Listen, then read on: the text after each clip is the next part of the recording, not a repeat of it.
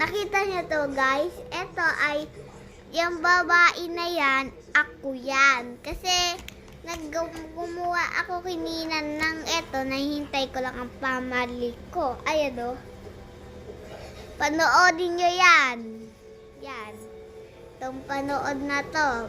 Panoodin nyo yan. Hindi kayo like and subscribe, bibigyan ko kayong puppets na bubbles. Hindi kayo na-comment ang pangalan at saan yung tirahan nyo.